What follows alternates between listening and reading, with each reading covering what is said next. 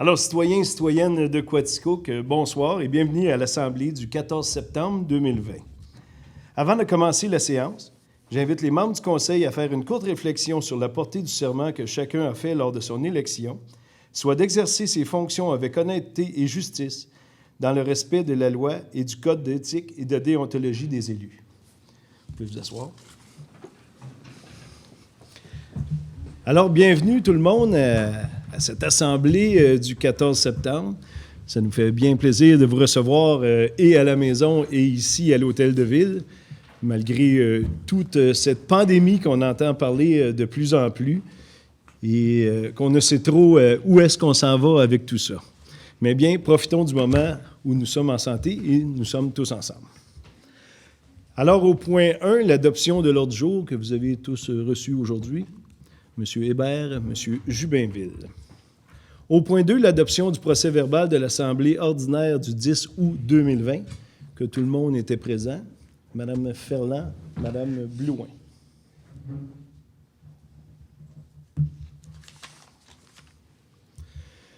Alors, nous sommes rendus au point 3, le point des délégations.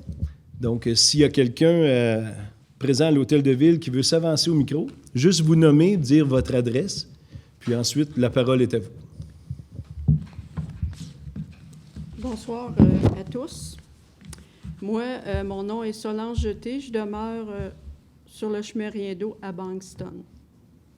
Et je viens ce soir vous parler d'un problème que nous avons sur le chemin Rideau et dans le village de Bankston. C'est concernant la circulation des véhicules lourds à Bankston. Je vais vous lire la lettre que j'avais utilisée l'an passé pour vous mettre au courant. Fait que ça va faire comme un rappel. Nous, citoyens de Bankston, constatons que la circulation a augmenté depuis les dernières années sur le chemin Rideau. Cette circulation accrue est occasionnée par la livraison des camions de déchets, le compostage, le recyclage, les résidus de fosses septiques, des municipalités autres que Quaticook. Ces camions se rendent au site d'enfouissement de Quaticook.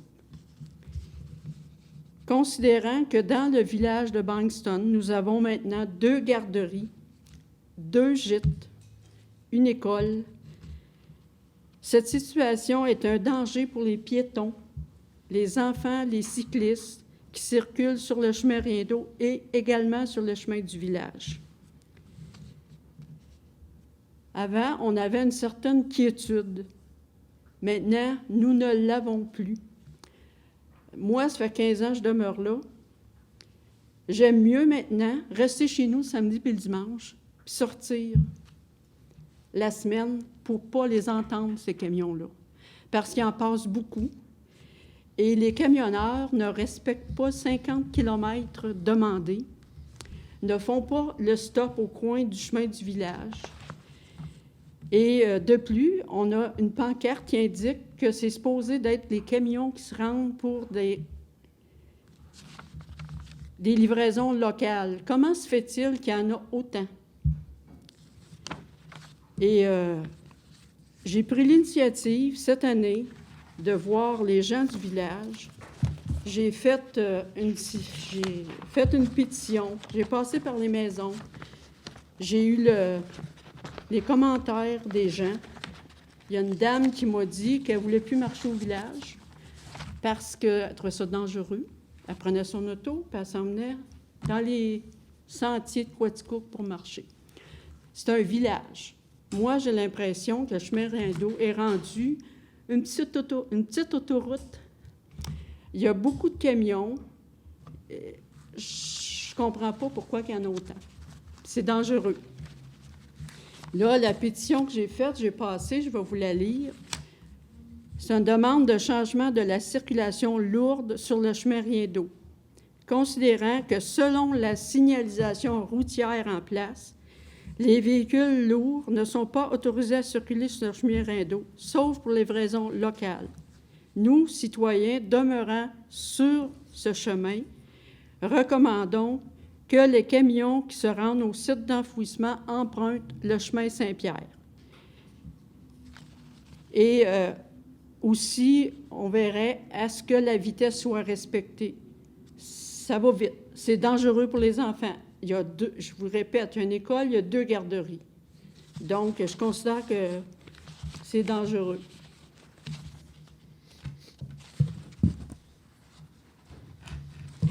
Puis aussi, on aimerait trouver la quiétude qu'on avait avant. Puis je pense que les nouvelles familles qui arrivent ont des jeunes enfants. Je considère qu'avant qu'il arrive de quoi, il faudrait peut-être y penser, songer à avoir une réflexion à ce sujet-là. Là, j'ai des dames qui...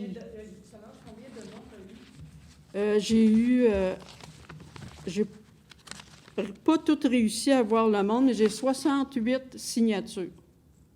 Fait que c'est important. Les gens sont vraiment pas contents. C'est sûr qu'ils prennent pas le temps, comme moi, de se déplacer puis venir donner leur opinion, mais je pense qu'il y a une insatisfaction assez marquée. Mais Puis le chemin Saint-Pierre, il y a 3 résidences. Puis sur le chemin Rien d'eau, je l'avais noté l'an passé, là, il y a au moins 34 familles et ça s'est construit depuis l'an passé. Donc, on est plus que 34 propriétaires. Je pense que c'est à considérer. ben voilà, aujourd'hui, sachant votre présence un petit peu ce soir, j'en ai discuté avec les directeurs de services extérieurs, puis on a discuté un petit peu en assemblée. C'est bien sûr qu'on cache à personne que notre site d'enfouissement, il y a pas loin de 50 camions par jour qui peuvent se rendre là.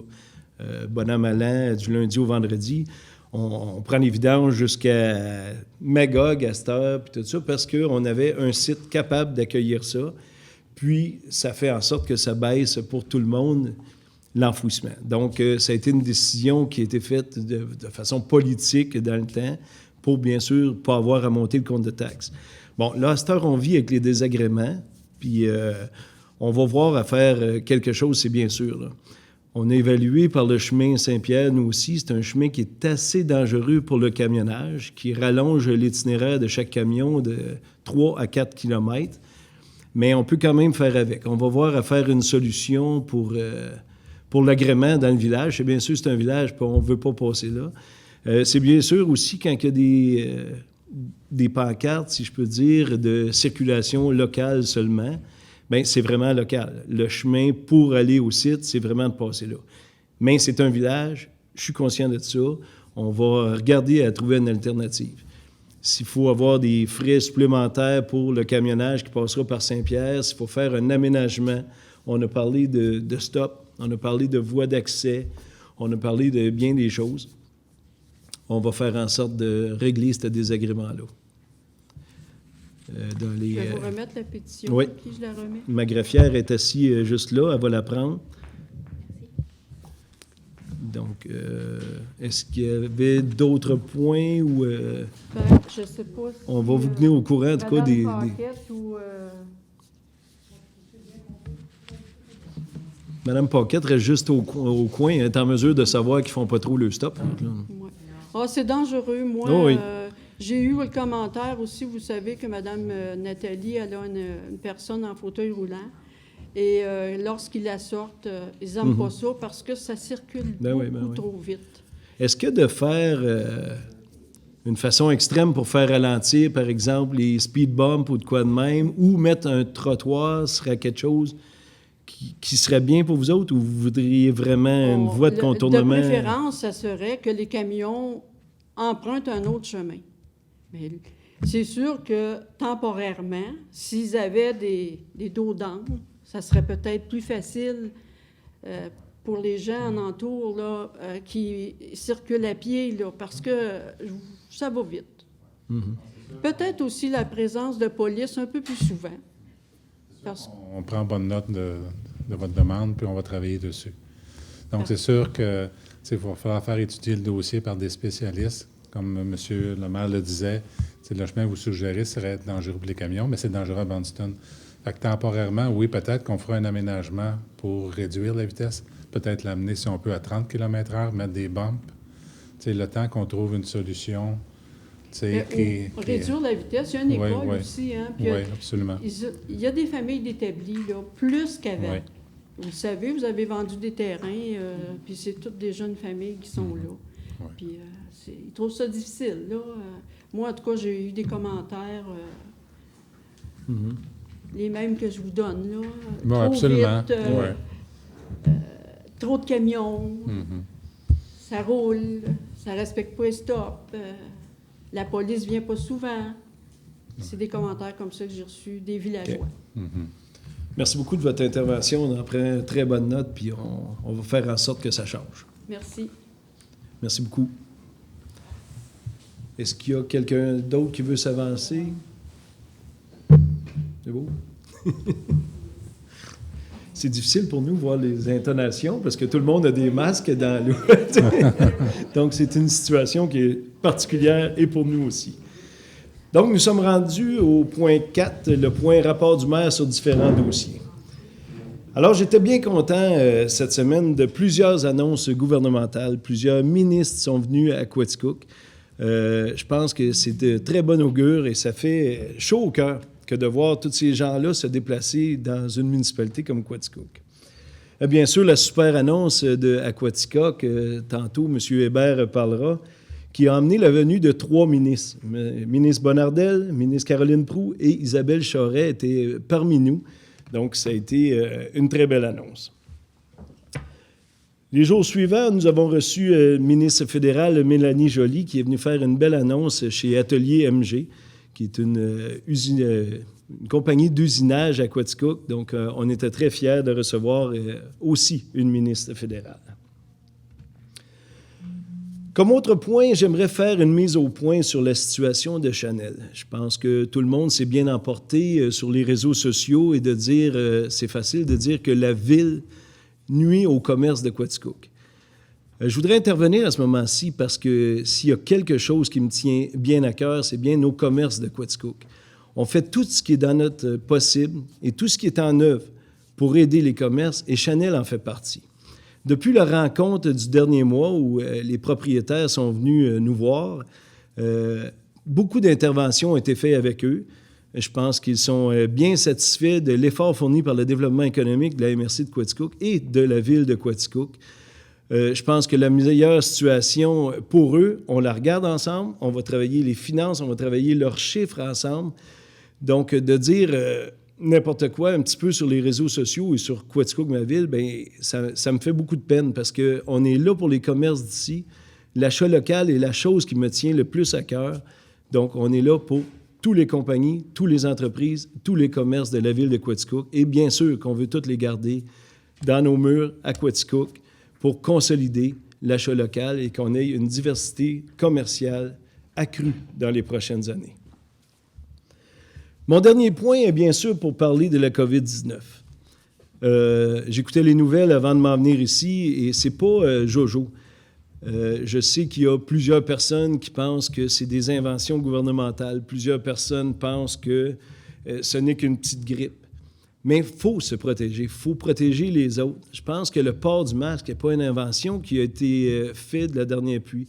Ça a été éprouvé que de le porter protège tout le monde autour de soi.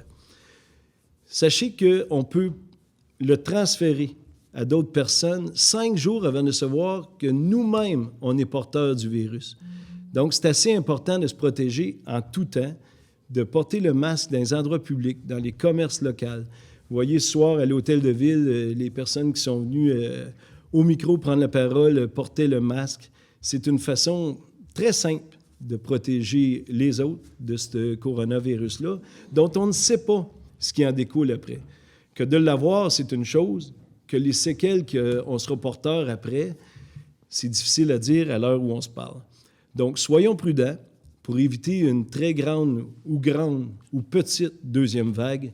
Je pense que chacun doit faire sa part pour protéger les autres et se protéger soi-même. Donc, ça conclut mon rapport du maire. Nous sommes rendus au point 5, rapport des membres du conseil, et on va débuter au siège numéro 1, M. Vincent Brochu. Merci beaucoup, M. Mador. Bonsoir, Quaticook. Tout d'abord, j'aimerais féliciter les gens de Barnston pour pour leur mouvement, en fait, d'être arrivé avec une pétition. C'est la façon de s'exprimer. C'est la façon aussi que les élus ont de vraiment savoir ce qu'il en est réellement. Donc, lorsque vous avez vraiment à faire valoir un point, faites une pétition, c'est entendu, c'est certain. Donc, voilà pour ça. Premier point concernant mes dossiers, le parc Harold Ferran Baldwin, c'est depuis l'ouverture du 1er mai. Je dis pas, c'est pas vrai, c'est pas le 1er mai. Depuis l'ouverture en mai jusqu'au 1er septembre, j'espère que vous êtes assis là, c'est 29 510 personnes qui ont été calculées, donc qui ont franchi les sentiers pour se rendre au sommet du Pinacle. Savez-vous qu'il y a une boîte de dons dans le stationnement? Et ces dons sont entièrement réinvestis dans le parc, soit pour l'entretien, en amélioration ou en support pédagogique pour les randonneurs. Donc, soyez généreux. Autre dossier, du coin de Actibus, le nombre d'usagers est stable en ville. Donc, évidemment, durant la période de COVID, il y a eu une diminution des usagers importante. Il y a eu une reprise économique et, évidemment, il y a eu une reprise de l'achalandage. On peut même percevoir une certaine stabilité au niveau des utilisateurs. Du côté interurbain, ça va vraiment bien. Évidemment, avec la reprise du cégep, des écoles et même certaines entreprises florissantes de la région profitent du service d'Actibus pour combler leurs besoins en main-d'œuvre. Ils font ainsi chercher les ouvriers à Sherbrooke pour combler leurs besoins et contribuer à être plus productifs et compétitifs. Donc, à tous ces entrepreneurs, je vous félicite. De plus, Actibus a fait l'ajout de supports à vélo sur certains de ses autobus. Embarque Estrie, qui est un autre organisme parapublic de la région, en fait de l'Estrie, fait aussi maintenant partie d'une association avec Actibus. Cette plateforme informatique vous permet de connaître de quel moyen de transport vous pouvez utiliser d'un point A au point B pour sillonner à peu près tous les endroits en Estrie. Les sports à vélo deviennent donc une transition incontournable pour certaines personnes qui souhaitent profiter de notre belle région à 2 roues. Mais qui souhaitent également utiliser le confort des services d'Actibus. Et finalement, des investissements majeurs à la Régie des déchets seront à prévoir à Quaticook. La Régie devra acquérir une station d'épuration des eaux usées dans la prochaine année ou dans le prochain 16 mois. Évidemment, dans le but de traiter l'ensemble du lexivia qui sort des cellules de compaction des déchets. Projet onéreux qui sera évidemment réparti à travers toutes les municipalités qui font affaire avec la Régie. C'est des mauvaises nouvelles, mais ça fait partie des obligations d'un site d'enfouissement. Il faut s'assurer que les résidus du site soient sains pour l'environnement qui y est autour. Pour terminer, je vous rappelle que le bac de 360 litres noirs sera obligatoire sous peu, donc à partir du 1er janvier 2021.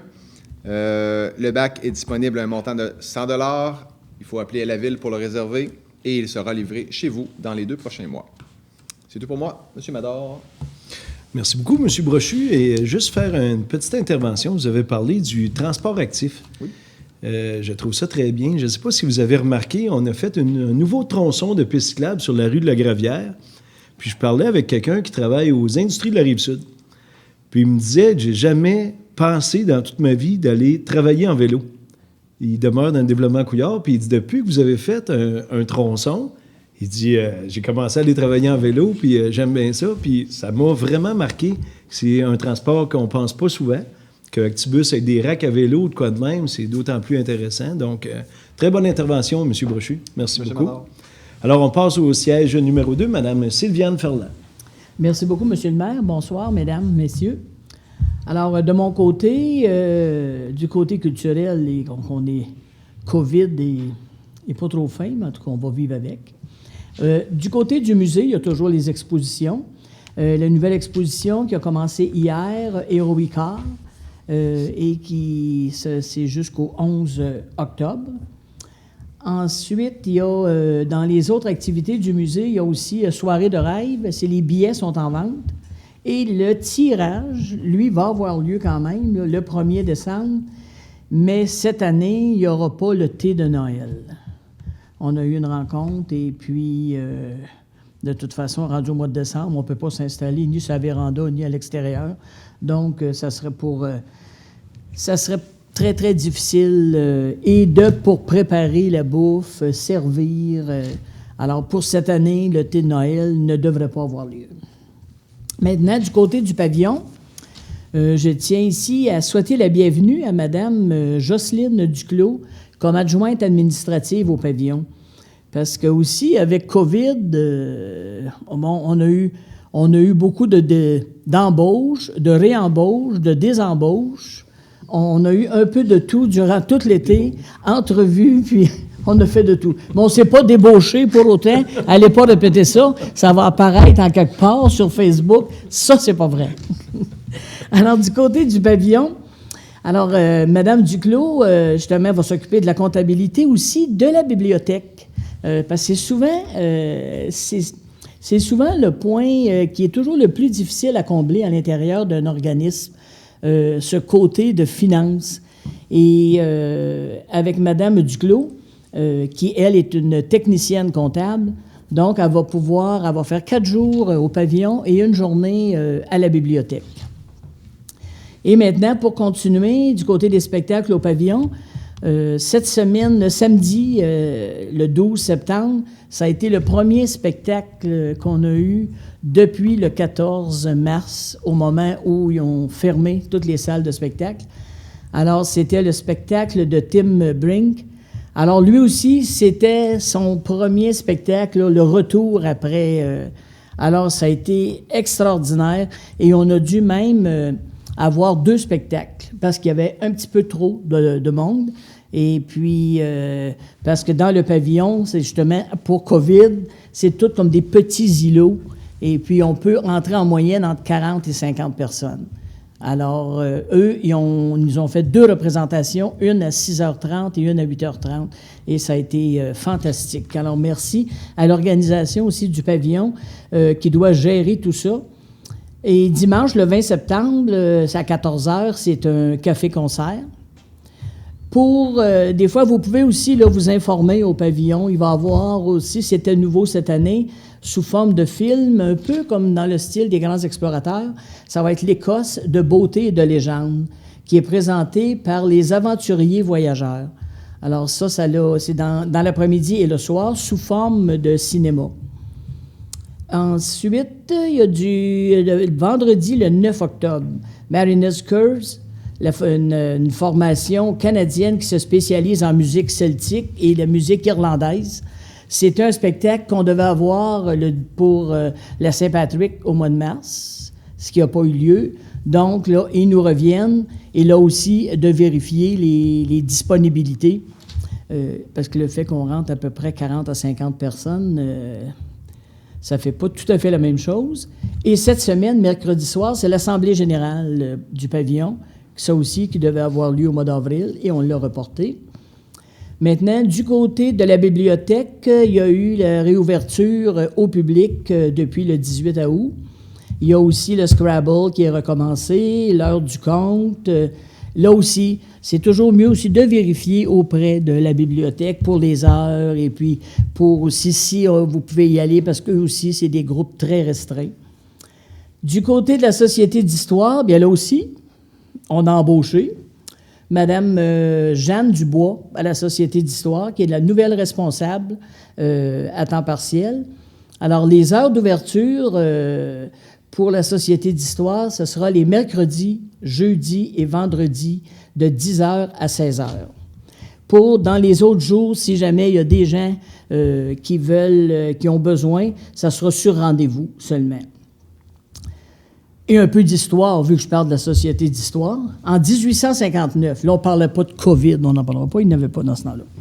Alors, c'est la banque Eastern Township. La banque Eastern Township commence ses opérations le 19 septembre 1859 avec un capital investi de 100 000 $. Hey, 100 000 $. Avec une succursale maîtresse à Sherbrooke. Et en 1876, une branche fut fondée à Quaticook. Et on a encore cette banque-là qui aujourd'hui est la Banque de commerce. Et si vous remarquez sur les murs, à l'extérieur, quand vous regardez, c'est marqué encore la Eastern Township Bank. Et le 29 septembre 1859, 1976. Là, c'est moins loin, mais mettons, pour les gens qui sont ici, il y en a que c'est très loin. Moi, et que c'est une belle année. Mais ce qui est arrivé dans ce temps-là, COVID n'existait pas, les salles de danse existaient, et le 29 septembre 1976, il y a eu l'incendie à la salle des Érables. Alors, pour les gens, mais c'est ça. Ici, probablement, il y en a à la maison qui disent « Ah oui, je m'en rappelle, je suis allé danser là. » Puis bon. Alors, je voulais juste faire un petit rappel historique. Et en terminant, tout comme mes confrères et consoeurs, probablement aussi, qui vont en parler, je veux aussi remercier tous les organismes qui travaillent très fort en ces temps de COVID. C'est beaucoup demandant pour organiser et faire respecter toutes ces consignes. Et je réitère toujours la même demande en ces temps de COVID, de bien respecter les consignes de santé publique et du gouvernement. Et c'est pour la santé de tous. Vous savez que l'Estrie, là, présentement, on est dans le jaune. Il n'est pas orange encore, là. Mais je ne voudrais pas qu'on passe au rouge. Fait que passez-vous le mot. C'est tout pour moi, M. le maire. Merci beaucoup, Mme Ferland. J'étais très jeune. Où était la salle des Érables? La salle des Érables, entre Compton et Quaticook. Si les gens sachent, aujourd'hui, c'est où est Gilles Patry. Ah, OK. Puis M. Grenier, qui était le propriétaire, demeurait en face. Et, j'ai dû aller danser là à l'époque, mais je m'en souviens. Probablement que c'était juste un désir. Merci beaucoup, Mme Ferland. Alors, on se dirige au siège numéro 3, Mme Guylaine Blouin. Merci, M. le maire. Bonsoir à vous tous, citoyens, citoyennes. Moi, ce soir, ça va être un petit peu différent, mes dossiers, car je vais vraiment axer sur la prudence et ce qui s'est passé dans nos sports d'été, mais aussi ce qui s'en vient dans nos sports d'hiver, car vous savez qu'il y a beaucoup de personnes qui gaugent à travers tout ça dans les sports, dans les loisirs. Donc, je commence ainsi avec les sports d'été qui ont vécu une saison quand même, on pourrait dire, écourtée, car ils ont tous commencé quand même un petit peu plus tard que supposé. Et pour la plupart, qui est maintenant terminée. Que ce soit les terrains de soccer, les parcs de balles ou de baseball, le défi Paul Boutin, qui en était à sa première édition et en passant, qui a été un réel succès avec toutes les mises qui ont été mises en œuvre pour la situation qu'on devait vivre.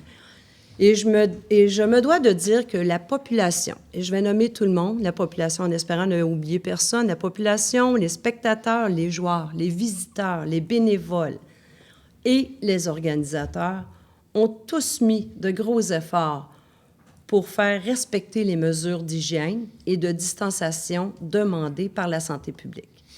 Ça fourmillait, car les sports avaient quand même commencé plus tard, donc tout le monde avait hâte d'assister à certaines parties.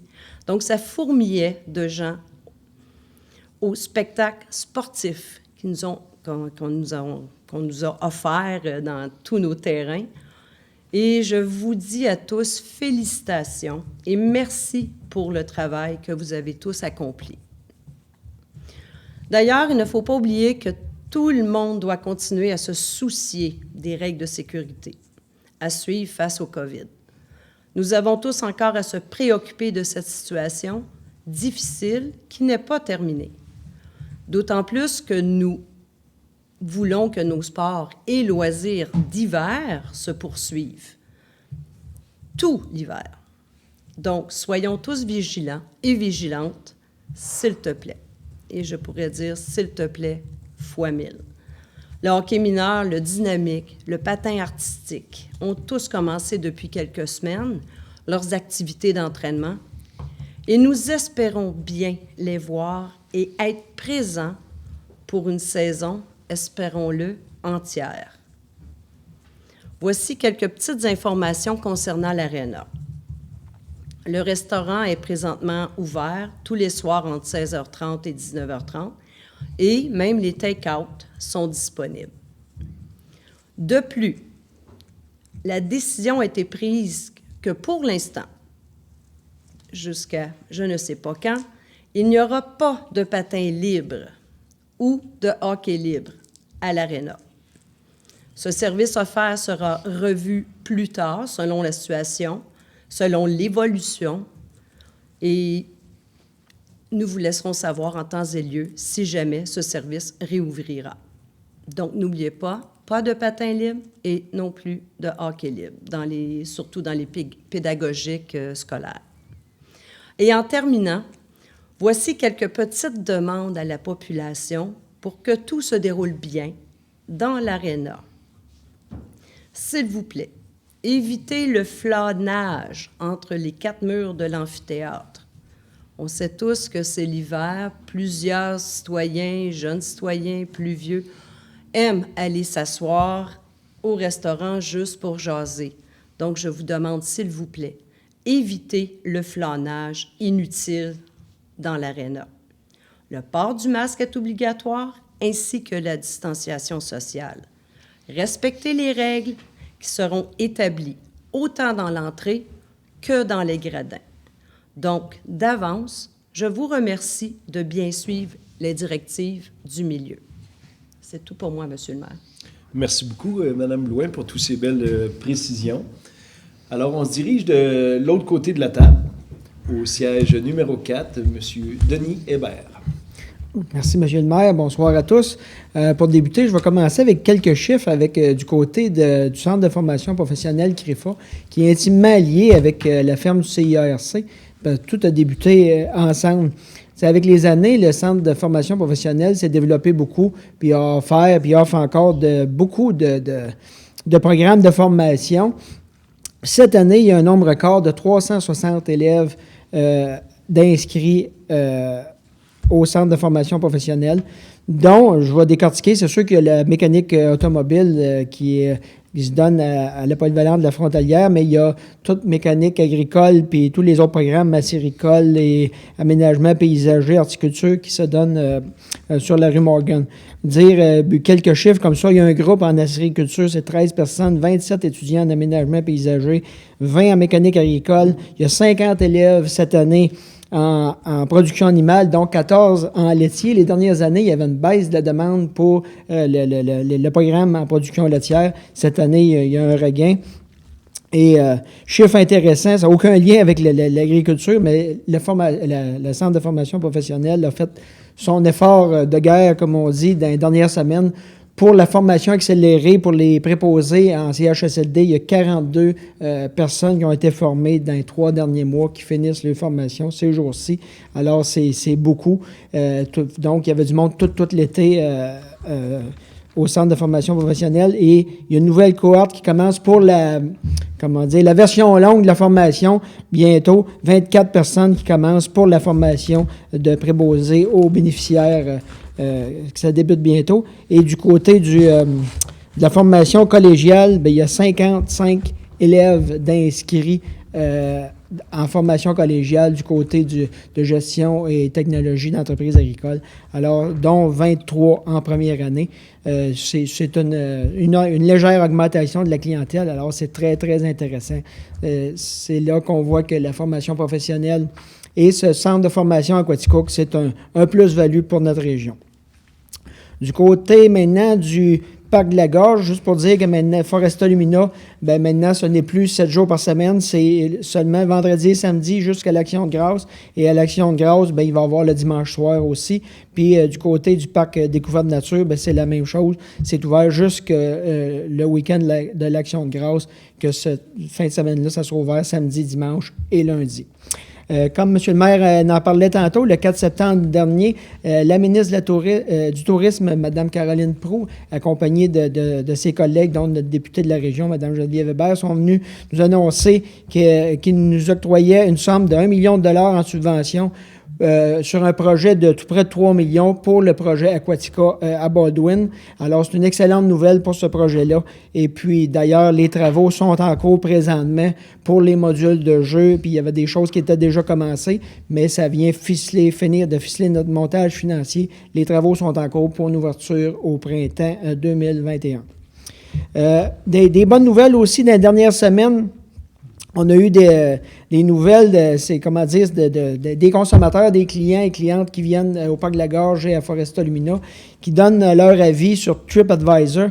Et puis, on l'avait eu, Foresta Lumina, maintenant c'est la Gorge, que ces attractions font partie des 10 des attractions les plus appréciées de la planète et c'est sur quand même un très, très grand nombre de gens qui donnent leur avis. Alors, c'est très, très intéressant.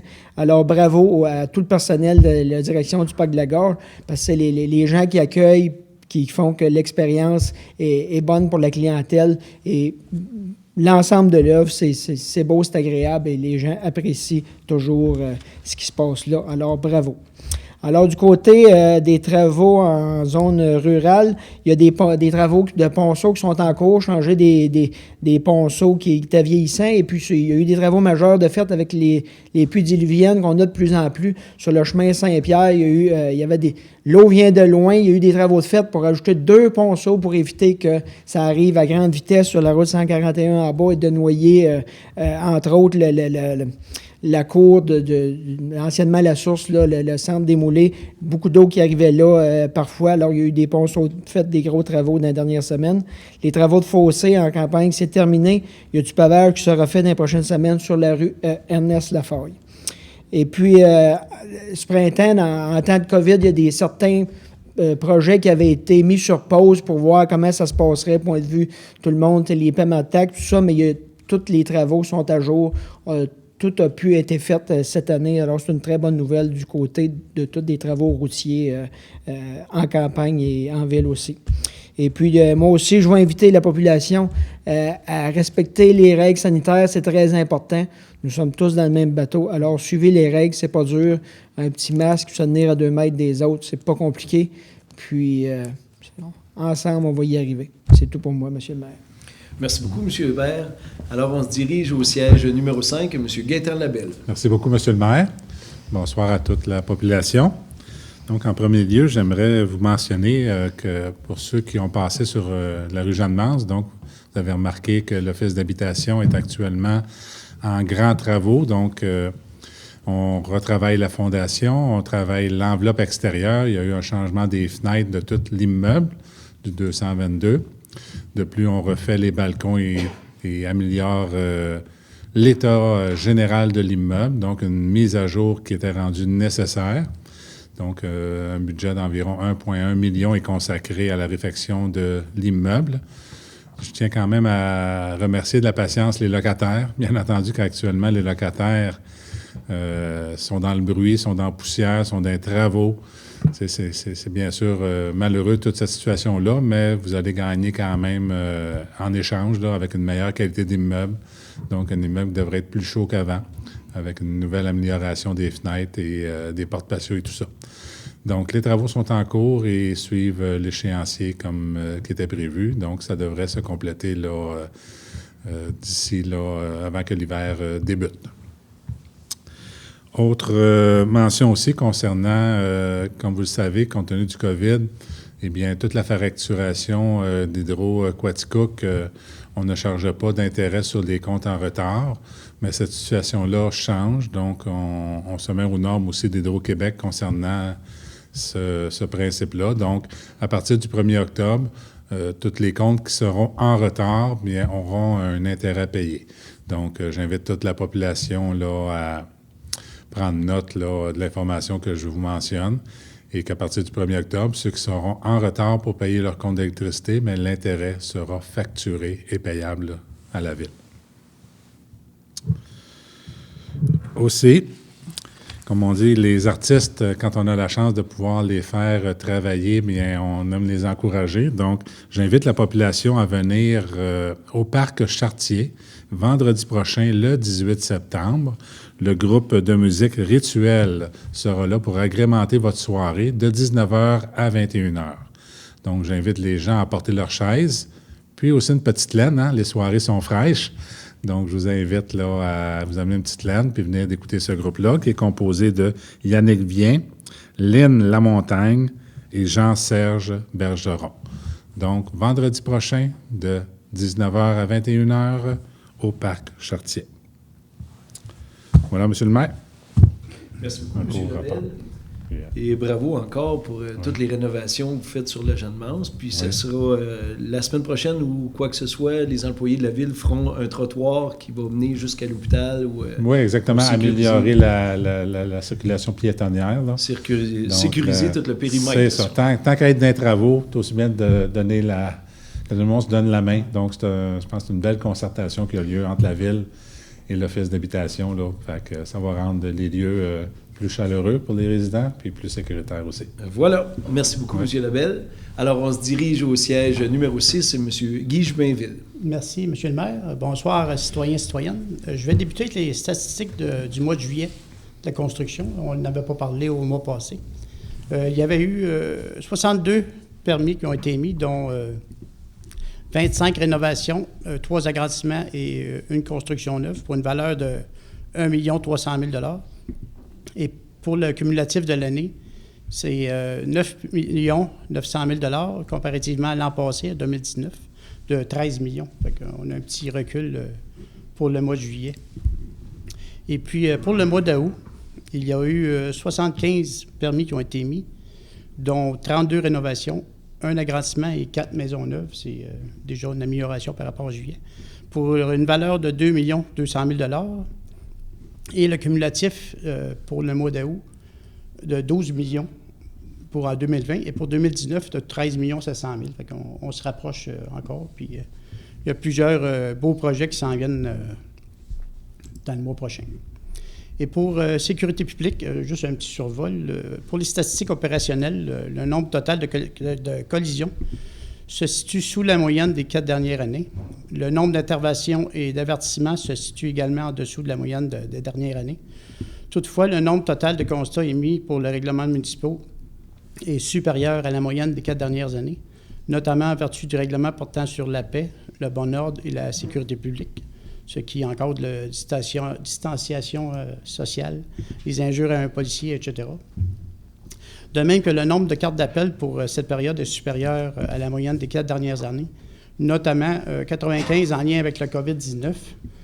Au niveau de la criminalité, on observe que le contexte provincial de pandémie a eu pour effet de diminuer le nombre total de crimes, autant contre la personne que contre la propriété.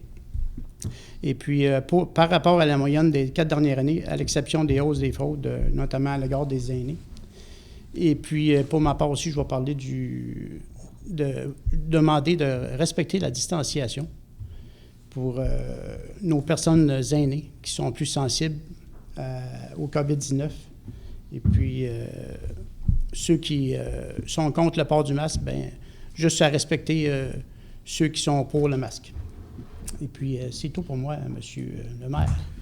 Je pense que c'est pas d'être pour ou d'être contre le port du masque, c'est un respect mutuel qu'on doit tous se donner, étant donné qu'on vit en collectivité. Merci beaucoup, M. Jubainville. Alors, on est rendu au point numéro 6, le point des finances, donc autorisation d'effectuer les dépenses prévues à la liste du mois d'août 2020. Alors, considérant qu'une dépense doit être autorisée par règlement ou résolution du Conseil, considérant que les membres du Conseil ont pris connaissance de la liste suggérée des comptes du mois d'août, au montant de 1 702 742,86 qui se lit comme suit. Au fonds d'administration, 1 671 496,19 et au fonds d'immobilisation, j'avais-tu dit immobilisation? Non. Au fonds d'administration, c'était 1,6 million. Au fonds d'immobilisation, 31 246,67. Donc, tel qu'étudié aujourd'hui par tous les membres du Conseil, proposeur, M. Hébert, secondé par Mme Ferland. Au point 6.2, dépôt des transferts budgétaires pour le mois d'août 2020. Donc, comme nous expliquait M. Marquis, tout est conforme et comme on a vu aujourd'hui, tout va bien. Parfait, M. Marquis. Donc, c'est un dépôt. Au point 3, paiement à la compagnie TGC incorporée du décompte progressif numéro 1 au montant de 83 930 taxes incluses pour la désinfection de l'eau potable secteur Barnston. Comme je le mentionnais, vous savez, on a eu des hauts et des bas. Donc, on va régulariser le tout. C'est un contrat qu'on a donné à TGC.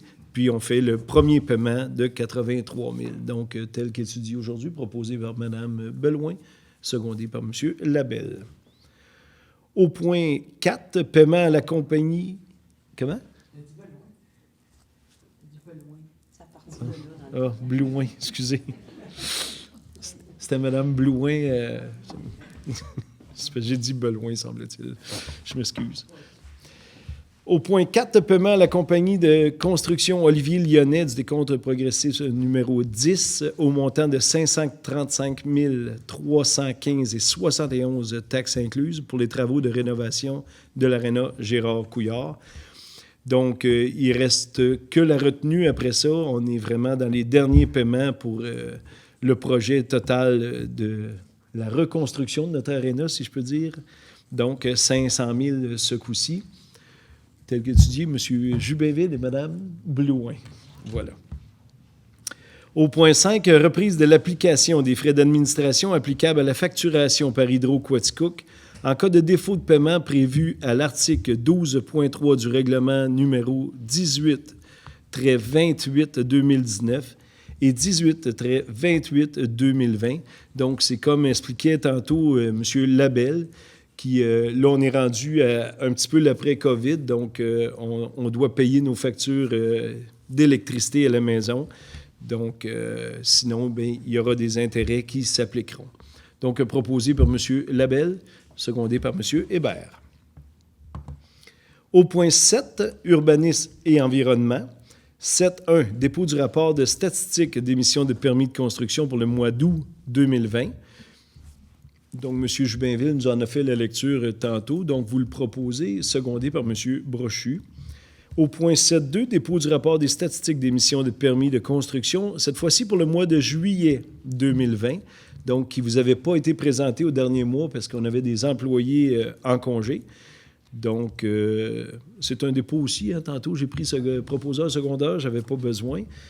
Parfait, nous sommes rendus à 7.3. Autorisation au projet d'enseigne pour le commerce situé au 291 rue Child, soit le centre Hi-Fi, qui procède à un déménagement qui était à la place J.R. Lefebvre au 2e étage, puis qui s'en va dans l'autre centre commercial, voilà, de voisin du IGA, si on peut ainsi dire, et du Dolorama. Hein?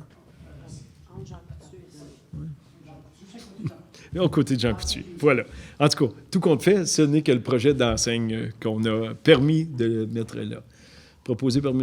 Brochu, secondé par M. Jubinville. 7.4, autorisation projet d'enseigne au commerce situé au 960 rue Child, soit Réno Action, qui est tout en bas de la côte du Nord, qui est les portes et fenêtres Marcoux, qui est adjacent. Donc, Réno Action, on lui permet de mettre un écriteau qui disant que son commerce a bel et bien lieu là. Donc, proposé par M. Brochu, secondé par M. Jubinville. Au point 7.5, autorisation au projet de construction d'un triplex au numéro 222 au 228 rue Baldwin. Sur la rue Baldwin, c'est un endroit qui avait vacant. Puis le projet était un petit peu plus gros pour le mettre en aménagement avec tout ce qui fait en harmonie sur la rue Baldwin. Donc, c'est un très beau projet. Donc, on autorise ce projet de triplex proposé par M. Brochu, secondé par M. Jubinville. Au point 6, autorisation au projet de rénovation pour le commerce situé au 533 rue Maine-Ouest, soit le Jardin des Trouvailles. Donc, c'est un projet, ces serres sont au soleil. Donc, ça vient beaucoup trop chaud dans les serres. Donc, c'est une membrane un petit peu plus opaque qui va empêcher le soleil directement sur les plantes à l'intérieur de la serre. Donc, tel que vu par le conseil d'urbanisme proposé par M. Jubinville, secondé par M. Brochu. Au point 7, désignation de responsable de l'urbanisme à titre d'inspecteur agraire afin de tenter de régler les mésententes visées à l'article 36 LCM. Donc, c'est un vieux règlement d'urbanisme qui sert à régler un petit peu les conflits entre agriculteurs ou entre lignes entre les deux ou quoi que ce soit qu'on nous a expliqué aujourd'hui. Donc, on désigne M. Jean Chartier à ce poste, donc proposé par Mme Ferland, secondé par Mme Blouin. Au point 8, mandat à EXP pour les services professionnels pour les plans et devis ainsi que la surveillance des travaux pour le prolongement de la rue des Érables au montant de 47 175 plus les taxes applicables. Donc, c'est un nouveau développement qu'on est à travailler, à essayer de voir si on pourrait lotir des nouveaux lots construisibles. Donc, c'est un projet qu'on donne à EXP, tel que vu aujourd'hui, proposé par M. Labelle, secondé par M. Hébert. Nous sommes rendus au point 8, communication, culture et tourisme. Il n'y avait rien, Mme Levertu? Non. OK. Au point 9, loisirs. 9.1. Entente entre la Ville de Quaticook et la MRC de Quaticook ayant pour objectif d'établir les modalités de partage d'une ressource en loisirs et autorisation de signature. Donc, c'est Mme Sonia Côté qui travaille déjà depuis quelque temps avec nous à la Ville de Quaticook à raison de 20 heures semaine. C'est une ressource en loisirs dont on avait besoin de plus en plus. Donc, on est bien fiers de partager cette ressource-là avec la MRC de Quaticook, donc telle que vue, proposée par Mme Blouin, secondée par M. Jubinville. Au point 10, en développement économique, rien ne s'est rajouté. Merci, Mme la greffière. Au point 11, services extérieurs. 11.1, nomination de M. Guy Coulombe à titre de directeur de services extérieurs. Donc, vous savez, Simon Morin prépare son départ à la retraite. Donc, en tant que Belleville responsable, on veut assurer sa succession tranquillement pour un partage de connaissances qui est très utile pour une ville comme Quaticook. Donc, M. Guy Coulombe, qu'on a recruté à ce poste-là, va rentrer en poste à la fin du mois d'octobre? 19 octobre. Donc, on est bien content de lui souhaiter la bienvenue avec nous. Donc, proposé par M. Labelle, secondé par M. Hébert. 11.2, embauche temporaire de M. Darren Belouin à titre de mécanicien au garage municipal. Donc, on a un départ en congé maladie dont on ne sait le temps prévu pour la convalescence. Donc, on avait besoin d'un mécanicien au garage municipal. On est bien content d'avoir embauché. Il va commencer lundi avec nous, M. Belouin. Ah, c'est pour ça, Belouin, peut-être que je me trompais. Donc, félicitations pour votre nomination en tant qu'employé à la Ville de Quaticook. Donc, proposé par M. Jubinville, secondé par M. Brochu. Au point 11.3, acceptation de la plus basse soumission conforme pour l'approvisionnement de sel en vrac pour le déglaçage des chaussées pour la saison hivernale 2020-2021, soit celle de la compagnie Mines Selen, une division de KS Cell Windsor Limité, au montant de 82,99 $ la tonne métrique, plus les taxes applicables. Puis, par ces temps qui courent, on est bien content d'avoir une soumission qui va à la baisse, parce que tout ce qu'on ouvre, me semble, dans les dernières années, va à la hausse. Puis ça, le sel va nous coûter un petit peu moins cher pour la saison hivernale. Donc, on pourrait s'en stocker pour les années à venir, madame. Donc, c'est une proposition. OK, on manque d'espace. Donc, tel que vu aujourd'hui, proposé par mme Ferland, secondé par M. Hébert. Voilà. Au point 4, acceptation de la plus basse soumission conforme pour les travaux de réfection de la toiture à l'aréna Gérard Couillard, soit celle de la compagnie Guy Sébastien Incorporée, au montant de 596 400 $ plus les taxes applicables. Vous saviez, après tout ce qu'on a mis dans notre aréna, on a eu de l'eau qui nous coulait sur la tête. On savait que ça s'en venait. On ne pensait pas aussi rapidement. Mais bon, l'an passé, on a été obligé de déblayer quand il y avait de la neige qui fondait parce qu'il y avait infiltration au travers de la couverture qui tombait à l'intérieur et dans nos murs neufs. Donc, on n'était pas bien contents, mais une couverture a sa raison d'être. Puis 50 ans plus tard, bien, on doit refaire cette couverture-là. Ça aussi, on est bien content du montant. C'est des travaux qui auront lieu ce printemps. On passe un autre hiver avec cette couverture-là. Le contracteur, M. Sébastien, est conscient de ça. C'était dans le devis. Donc, ce printemps, après toute la saison de hockey, saison de patinage, saison de tout ce qui se passe dans notre aréna, bien, on procédera à une couverture qui sera appliquée sur l'ancienne couverture, mais qui protégera des pluies abondantes à l'intérieur. Donc, on a étudié ça aujourd'hui, proposé par M. Jubinville, secondé par Mme Blouin. Au point 5, entente entre la Ville de Quaticook et M. Jean-Yves Côté et M. Claude Côté concernant des travaux en prévision du prolongement d'une rue et autorisation de signature. Donc, les M. Côté ont un beau projet de faire un bloc appartement. C'est 12 logements qu'on... C'est pour prix ici encore, pour le 12 à 16 logements. OK, mais c'est quand même la rue qui sera là, qui, après ça, la Ville travaillera de concert avec eux pour faire une belle rue. Donc, c'est l'entente que nous avons vue aujourd'hui, proposée par M. Brochu, secondé par Mme Ferland. Au point 6, réquisition numéro 2020-44 au montant de 12 206,85 plus les taxes applicables pour les matériaux de fourniture de MG20 pour le remplacement de la rue Ernest Laforge. OK. Le replacement. Oui, pour moi, c'est pour replacer. Dans le cadastre, la rue sillonnait un petit peu croche. On a tout remis ça drette. Puis ça, c'est du MG20. Dans le fond, c'est du 0,3 du gravier que nous avons eu à acheter pour mettre sur cette rue-là, au montant de 12 000 $, donc tel que vu aujourd'hui, proposé par M. Hébert, secondé par M. Labelle.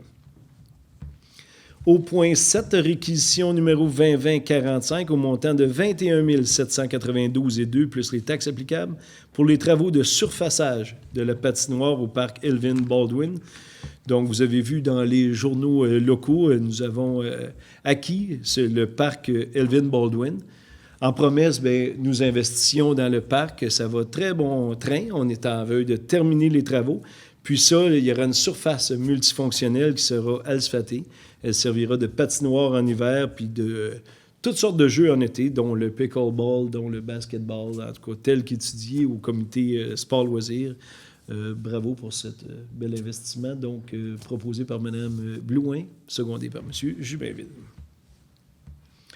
Au point 8, réquisition numéro 2020-46 au montant de 7 931,28 plus les taxes applicables pour le pavage de la piste cyclable près de Mécalé. Vous savez, sur Mécalé, on va avoir un petit parc de quartier qui sera centré. Bien, pour se rendre au petit parc, bien, on avait des approches qui, souvent, par des pluies torrentielles, se faisaient laver. On avait à retourner placer la piste cyclable. Donc, elle sera mise en asphalte aussi, ce n'est déjà fait, au montant de 7 900 $. Donc, très bel investissement aussi pour le transport actif qu'on parlait tantôt. Donc, proposé par M. Brochu, secondé par M. Hébert. Au point 9, réquisition 2020-47 au montant de 1 609,92 plus les taxes applicables pour l'achat de diverses plantes vivaces pour l'aménagement ornemental autour du nouveau skatepark, dont vous aurez une ouverture bientôt. On vous annonce ça. On ne sait pas si ça va être ce printemps ou cet automne, mais de beaux travaux ont été faits entre le stade de balle Julien-Morin et la rivière Quaticook. Je pense que c'était à la demande des jeunes, c'était à notre demande à tous. Donc, on va avoir quelque chose de très beau. Donc, on rajoute des plantes vivaces, préposées par Mme Blouin, secondée par M. Jubinville. Au point 10, réquisition numéro 2020-48 au montant de 6 149,50 plus les taxes applicables pour les matériaux et la machinerie pour les travaux au parc Elvin Baldwin. Vous avez vu tantôt, on a proposé l'asphalte. Ce coup-ci, bien, c'est les montants pour préparer la surface, donc le gravier, le bulldozage, le compactage et ainsi de suite, dont nous avons vu la facture aujourd'hui, 6 149, proposée par Mme Blouin, secondée par Mme Ferland. Au point 11, réquisition numéro 2020-49 au montant de 13 198,55 plus les taxes applicables pour la réparation du pavage à l'aréna Gérard Couillard. Il y avait, vous savez, on a fait de l'asphalte il y a des années. Nous avons changé le skatepark de place, donc on avait un petit peu d'asphalte à faire là, où il y a la Zamboni. Donc, tout l'asphaltage est fait autour de l'aréna Gérard Couillard, tel que vu aujourd'hui, proposé par Mme Blouin, secondé par M. Labelle. Au point 12, réquisition numéro 2020-50 au montant de 18 785,2 plus les taxes applicables pour les travaux de pavage autour des regards Puisard-Vennes sur la rue Cotting, dont vous avez vu, on a tout fait en neuf, cette rue-là. Donc, il restait des zones à asphalter. Donc, on a fait ça au montant de 18 785, tel que vu aujourd'hui, proposé par M. Labelle et Mme Ferland. Au point 13, réquisition numéro 2020-51 au montant de 12 939,48 plus les taxes applicables pour diverses réparations suite à des bris sur les rues Bolduc, de Maragny, Child, Merrill et de Gaulle.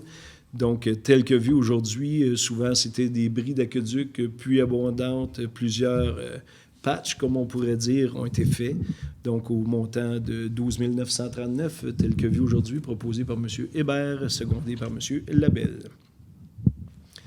Au point numéro 14, réquisition numéro 2020-52 au montant de 7 947 plus les taxes applicables pour l'inspection du puits de Barnston en lien avec la pénurie d'eau.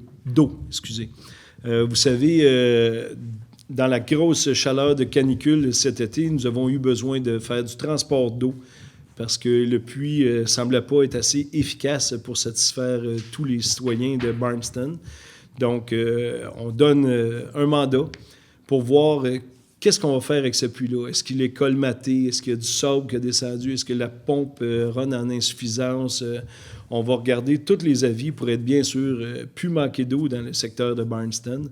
Donc, c'est en lien avec ça. Donc, c'est un mandat qu'on donne ce soir, proposé par M. Hébert, secondé par Mme Ferland. Au point 15, réquisition numéro 2020-53 au montant de 17 845 plus les taxes applicables pour la réparation et le nettoyage d'une turbine à la centrale Building. Donc, vous n'êtes pas sans savoir que c'est de très vieilles turbines qu'on a. Vous allez voir, on a vu aujourd'hui avec notre directeur des travaux publics, d'autres dépenses sont à venir dans les turbines à la centrale Building. Donc, cette fois-ci, c'est simplement un nettoyage de la turbine numéro 2 pour la remettre en trim bien comme il faut avant qu'on travaille sur l'autre turbine plus tard où les montants seront cette fois-ci peut-être plus élevés que 17 845. Donc, pour ce soir, on se contente de ça, proposé par Mme Blouin, secondé par M. Labelle. Au numéro 16, réquisition numéro 2020-54 au montant de 19 635 $ plus les taxes applicables pour le pavage de la patinoire du parc Elvin Baldwin. Bon, tout à l'heure, j'avais trop parlé. Je pensais que c'était ça, le pavage. En tout cas, c'était? La préparation tantôt. C'était la préparation? OK. Bon, bien là, c'est vraiment le pavage au montant de 20 000 $. Donc, encore au parc Baldwin. Donc, je vous parlais tantôt, tel que vu aujourd'hui, proposé par Mme Blouin, secondé par M. Jubinville.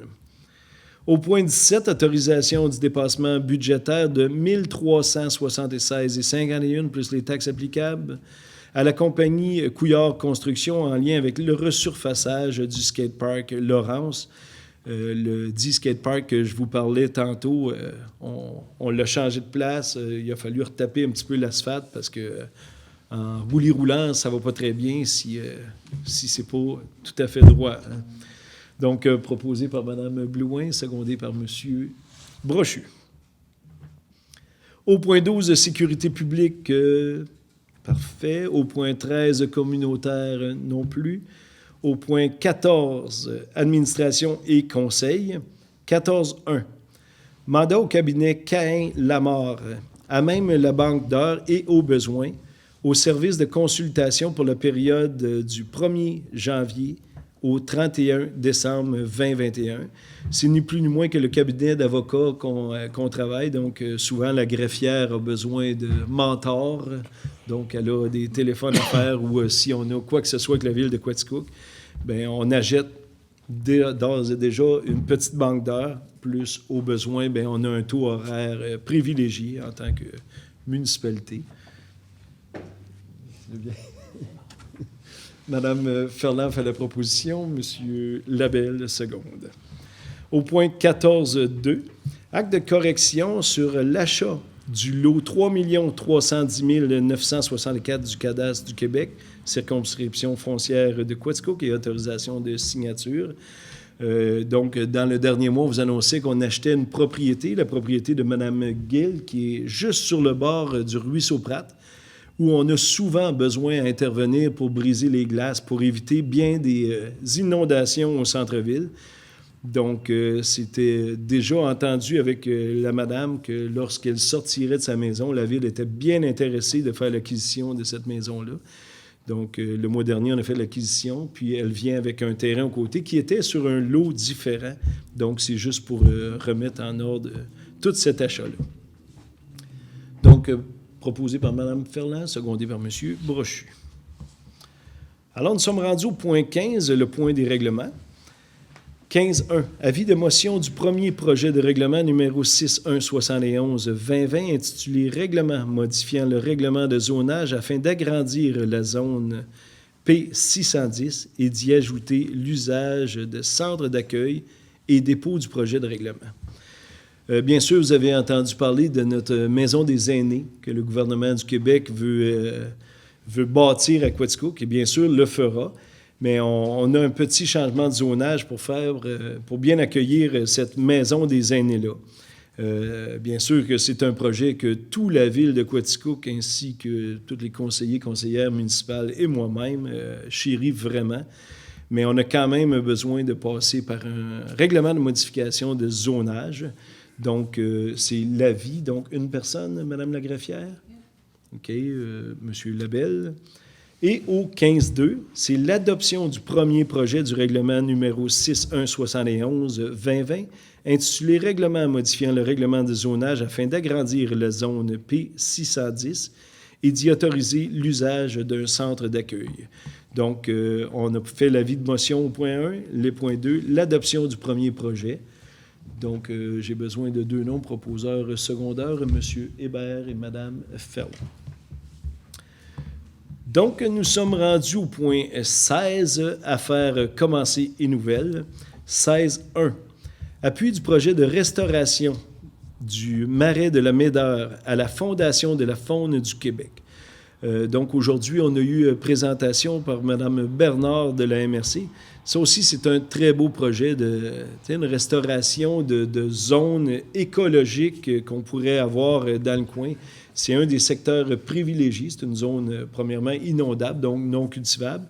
Mais on veut vraiment restaurer le barrage, peut-être, je peux appeler ça de même, de le consolider afin que l'eau puisse monter un petit peu pour accueillir des huards, des canards, des bernaches et toute la faune québécoise qu'on peut y abriter.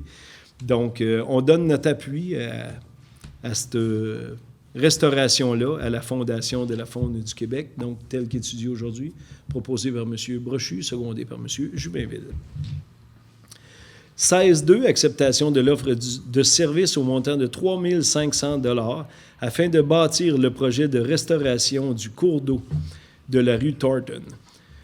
Donc, vous savez, la rue Thornton, on a eu des citoyens qui sont venus nous voir qu'il y avait eu des sous-sols inondés, des façades de maisons ou quoi que ce soit. On a bâti un nouveau ponceau parce que l'autre ponceau, il arrivait beaucoup de choses d'en haut. On veut vraiment savoir d'où vient toute cette eau-là. Est-ce que c'est la modification de terres agricoles? Est-ce que c'est la modification d'un cours d'eau? Donc, on donne un forfait de 3 500 $ à quelqu'un qui va venir étudier qu'est-ce qui se passe en amont de toute cette eau-là qui est descendue. Bien que nous, en tant que ville, on n'est pas responsable de ça, on veut vraiment savoir d'où vient cette eau-là. Donc, c'est un petit mandat qu'on va donner pour, bien sûr, tout faire ce qui est en œuvre pour éviter tout ce qui peut se passer dans un sous-sol de maison ou quoi que ce soit sur la rue Thornton. Donc, tel que vu aujourd'hui, proposé par Mme Ferland, secondé par Mme Blouin. Au point 16.3, octroi d'une commandite de 1 000 $ au CIARC pour l'aménagement du personnage de la Voix des pionniers, personnage qu'on a mis avec notre côté culturel de Mme Ferland. Puis, c'est vrai, il n'y avait pas d'aménagement qui avait été fait autour. Puis, le CIARC, avec les étudiants en horticulture, ont fait une super belle job. Donc, on est bien content de donner une commandite de 1 000 $ pour l'aménagement de tout ce personnage historique qui est M. Lavoie. Donc, proposé par Mme Ferland, secondé par M. Labelle. Au point 16.4, modification de l'annexe 2 de l'entente des cadres en date du 1er janvier 2020. Il y avait un petit glitch un peu, une petite... J'ai-tu 2020? 2021. Merci, Mme la greffière. C'est pour l'année 2021, C'est pour 2021. C'est pour l'année 2021, c'est en fonction de la nouvelle embauche également que vous avez faite tantôt pour le nouveau poste de directeur des services extérieurs. Voilà. Fait que, tel que vu aujourd'hui, proposeur M. Labelle, secondaire M. Jubinville. Donc, nous sommes rendus au point 17, la période des... Oh, y avait-tu un autre point, Mme la greffière? OK. Période de questions de la part des membres du Conseil. J'aimerais juste revenir sur le prolongement de la rue des Érables, qui est aux citoyens que nous aurons de nouveaux terrains disponibles. Voilà, c'est le côté qu'on étudie. En tout cas, on a donné aujourd'hui la possibilité de faire projet de... Ceux qui prévoient bâtir leur maison bientôt. Là. Parfait. Autre question?